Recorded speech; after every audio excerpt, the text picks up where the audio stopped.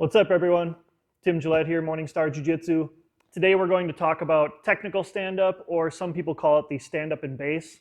And basically, it's a way to get up off the ground while moving away from your opponent. You'll use this in grappling, jiu-jitsu, during some sweeps in order to get up. X-guard, there's a lot of use of this, standing up from the X-guard and coming up with a leg on your shoulder. And it's also taught and used in basic self-defense. So we're going to start with just the basic stand-up and base, and then we're going to get into using it kind of for the self-defense aspect as well. So to start with, the idea here is to get up from the ground while moving away from your opponent.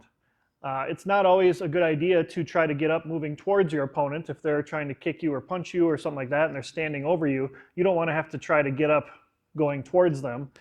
And same thing in a grappling match.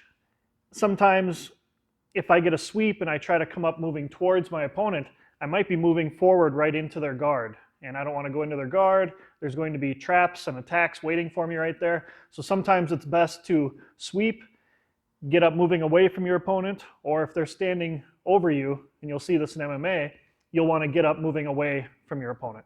So, technical stand-up. So, the first position we want to get into is this right here, where I'm slightly on my right hip in this scenario. My right hand is back, and my left foot is up, and my right leg is kind of coiled in right here.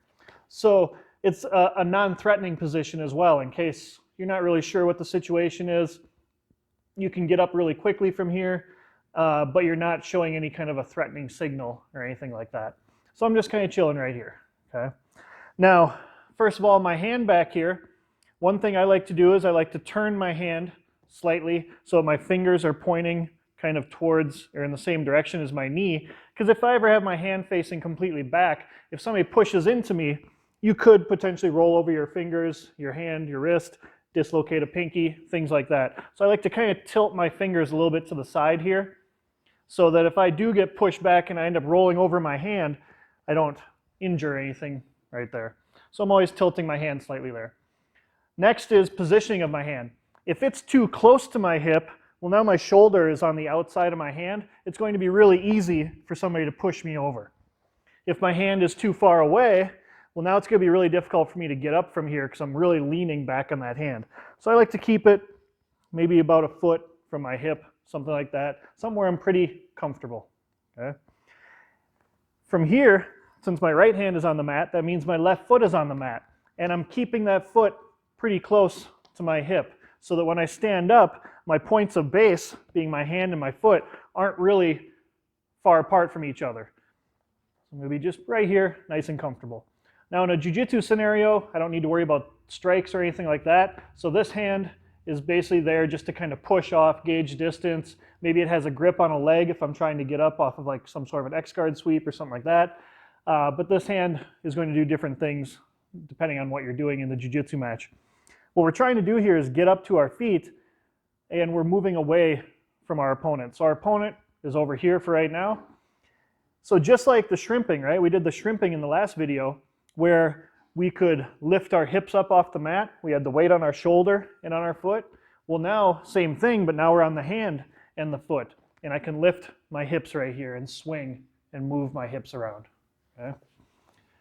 What I want to do is lift my hips, rotate, and get my foot, one that doesn't have any weight on it, and I want to get that foot behind my hand. It's important to get the foot behind my hand. So I'm going to lift, turn my hips a little bit, step, foot's behind my hand. So when I take that hand away, I'm in a good base right there and I'm not going to fall over. If somebody is kind of pushing into you or anything like that and you're trying to get up, if you put your foot right here, you're just going to collapse. You're not going to be able to get up right there. So it's important we get that foot behind the hand. So I'm here, post, take the hand away, and now we can get up and move back pretty easily right there. And you'll notice that as you get more and more comfortable with it, you'll kind of slide into it a little bit. So I might be right here, and as this comes back, my front foot will even slip back a little bit. So I'm already moving away from my opponent as I'm getting up right there. So, boom, and get up. Now, the main thing here that I see people make a mistake on is their head positioning and their shoulder positioning. And this is going to be something you want to pay attention to, whether it's a self-defense style or just a grappling situation. And that is, when I turn, I don't want to turn my head and my shoulders down so I'm looking down at the mat right here. We don't want to do that. If I'm trying to come up with a sweep, if I have a leg trapped on my shoulder, if I turn here, I'm going to lose control of that leg. They're probably going to be able to push me down and get out of that sweep. So I want to keep my eyes on my opponent, and I want to keep strong posture when I'm standing up. Boom. See how my head is right over there? Shoulders are up. And that way I can keep my eyes on my opponent the whole time. One of my instructors here, Cody, he kind of uses the analogy of you're sitting on the floor watching TV, you've got your bowl of cereal right here, you want to get up, you don't want to spill your cereal, and you don't want to miss what's on TV. So you're holding your bowl of cereal, keeping your eyes on that TV, getting up, and now you can move back and you never spilled your cereal. So that's a great analogy that I like that he kind of uses when he teaches this. So that's our basic stand-up and base. Again, foot, hand, lifting my hips. I'm going to rotate my hips, but I'm not going to let my shoulders and my head turn. I'm going to keep my head pointing in the direction that my opponent would be, and my shoulders strong, so I have a good posture. The foot comes back behind my hand. Now I can take the hand away, and I can get up and move back right there. Now, when we're using this in a more self-defense situation, you can add in a kick with this. There's a couple different kicks. I'm just going to go over one today, the basic kind of jiu-jitsu kick. There's some capoeira style kicks there also. But we're just going to stick with the basic knee kick to gauge distance. So I got my dummy here, got him tied up to the wall so that he doesn't fall on me during the video. And he's the opponent, he's the aggressor, he's standing over me, I'm on the ground, I need to get up. So now I'm in my position, same one we just worked on, but now my lead hand has a different kind of job to do. If this is self-defense, I might need to protect my head from getting kicked or punched.